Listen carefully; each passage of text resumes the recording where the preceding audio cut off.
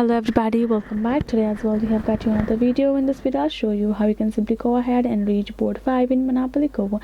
But before that, please do make sure to like our video, subscribe our channel, and without any further delay we'll simply start our video. So for that, what you have to do is simply gonna go ahead, first of all access your particular Monopoly Go on your mobile phone.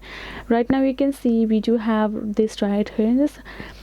The very first thing that you have to make sure of, you simply gonna start playing and then collecting funds for you, enough funds for you to reach another board for you, right? Once you have collected enough funds, you're gonna tap on this build option and simply build. As you can see, we have to build, and here you can see we